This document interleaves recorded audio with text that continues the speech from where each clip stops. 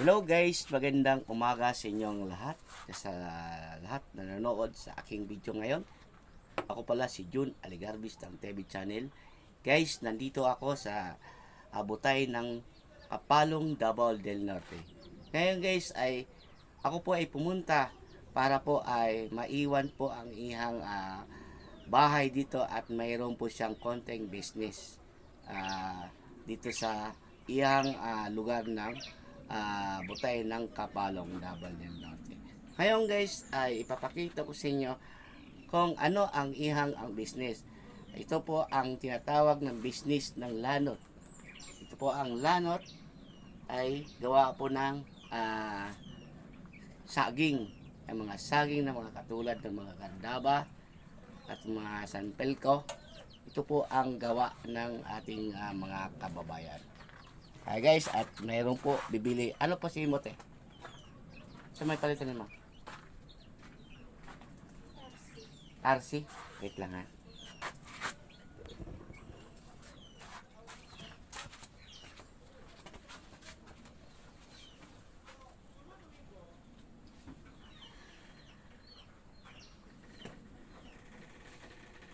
Nakay botilya? Ilan mga bukok RC ni mo palitan? Isa lang. Masala si Ate Julia. Naman dito naman dito sa kuha sa Kalaingod. Ibutante mo ba siya ugma god? J. Si J naman sa kuan. Amot yasa to naman yadto sa bata to. Naman dali ganina. Naman to kanina, nilakaw na naman langit ba to sa kuha god?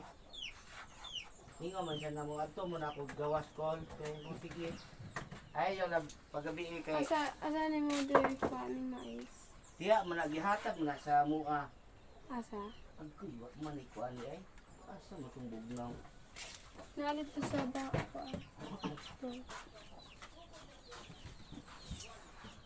Ay wa man dagko bugnaw, gagmay man eh. Wa may bugnaw, kana man gusto mo dako. Oh, sige. Karon kay wa man ni kuan bugnaw, wa matay ice. Wala man ice. Ikaw isab tubig dito. Wa may ice man eh.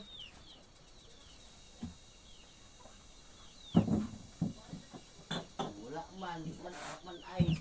Bala na. Oo, Bala na. wa man ice. Kani na lang. Sige. O kaning pan. Pila man imong pa